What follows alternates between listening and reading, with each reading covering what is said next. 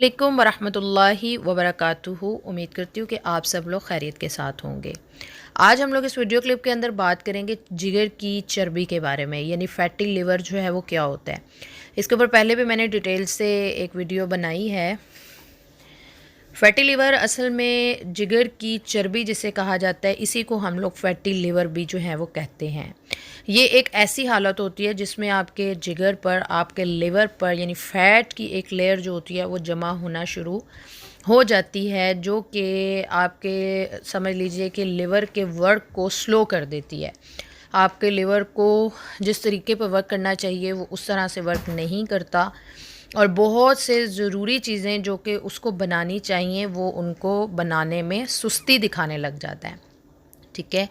और जिगर पर चर्बी की जब इंतहाई सूरतें हो जाएं तो आपके जिगर पर मुस्तकिल जो हैं वो दाग भी पड़ सकते हैं, और फिर आखिर में आकर जिगर की ख़राबी जो होती है वो जानलेवा और नाकाबिले वापसी हालत का बायस जो है वो बनती है, जिसे लिवर सर्होसिस का नाम जो है वो दिया जाता है।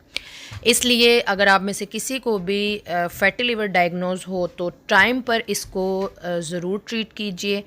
अपनी डाइट का बहुत अच्छा ख्याल रखिए। आप अपनी मदद आपके तहत जो है वो इस मसले से निकलने में कामयाब हो सकते हैं।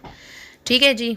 तो सबसे पहले क्या करना है कि आपने अपनी डाइट का बहुत अच्छे तरीके से ख्याल रखना है। इसके अलावा एक्सरसाइज जो है वो ज़रूर करनी है। यहाँ पर मैं आप लोगों के साथ फैटी लिवर के लिए एक नुस्खा जो है वो शेयर करने वाली हूँ, जिसको आप लोग नोट कर लीजिए। उसमें आप लोगों ने करना क्या है, सुंड लेनी है 10 ग्राम, नुशादर 10 ग्राम, काली मिर्च 10 ग्राम, कोड इंडिया 10 ग्राम, ठीक है जी, सना शक्कर वाली 40 ग्राम और देसी लहसुन 50 ग्राम। ठीक हो गया जी। तमाम तर जो चीज़ें हैं आपने इनको बारीक सफ़ूफ़ बना लेना है, और सुबह, दोपहर, शाम छोटी आधी चम्मच लेनी है।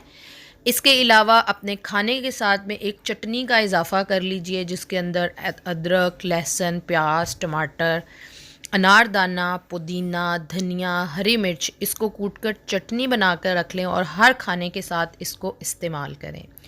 ये जो नुस्खा मैंने आप लोगों के साथ शेयर किया है ये आपके फैटी लिवर के मसले को, इसके अलावा अगर आपकी कोलेस्ट्रॉल का प्रॉब्लम है या ट्राइग्लिसराइड्स के प्रॉब्लम है और आपकी दिल की शरियानों में मसला है, उनको भी ये अपनी वापस हालत पर ले आता है अल्हम्दुलिल्लाह।